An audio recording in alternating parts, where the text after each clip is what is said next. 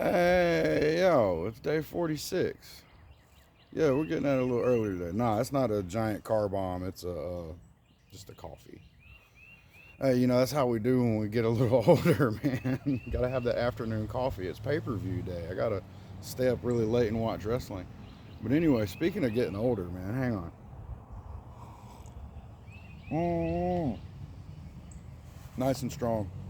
Um, yeah, speaking of getting older, man, I have been saying create stuff, create stuff, create stuff for a very long time. And I think it's probably even more important as you get older. Not even on no AARP, keep your brain sharp type of thing, but just like you've got more to say. You've got a little bit more wisdom to impart, and those lessons that you learned the hard way, they sting a certain way, an extra special kind of way now, don't they? That's valuable information to impart, though. And I mean, if you're one of those hard-headed people like me who just never really completely gave up on something, maybe you took a nice month off for just to deal with life or your brain or whatever, but you never truly gave up. So maybe your craft is actually pretty darn good at this point, as unique and off-putting to some as it may be. Like, you've been doing something for 20 years or whatever. Well, you know how to do it now, don't you? I, I hope so.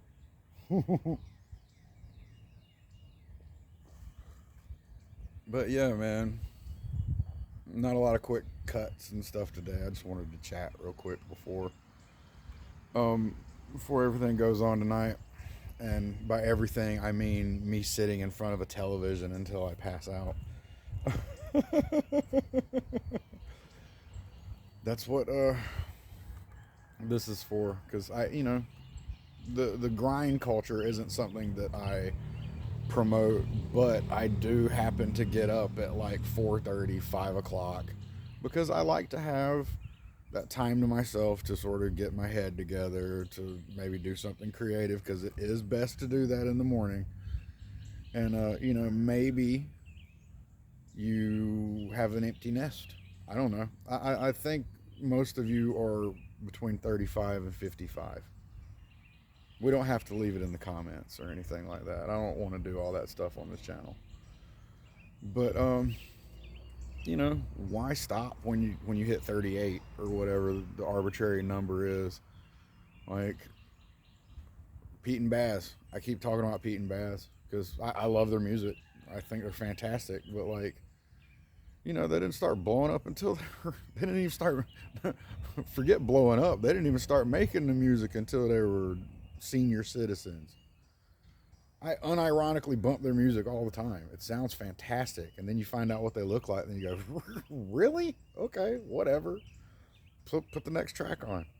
Nobody cares about that stuff anymore, except like young folk, young folk, like people who still play Fortnite.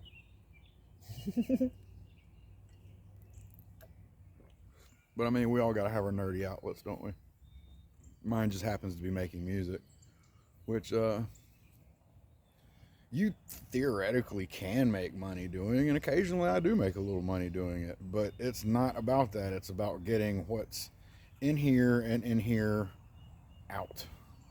It's cheapest form of therapy that I've found. Um, because once you, like I said, once you've been doing it for a long time, you sort of accumulate all the stuff that you need. You don't need to outsource everything. It becomes in house.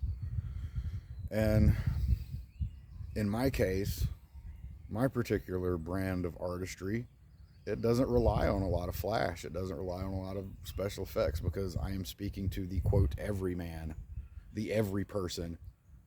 I think it's more important than ever to create whatever art is in your soul, because they just got robots out here trying to recreate it, but they can never recreate the true human experience.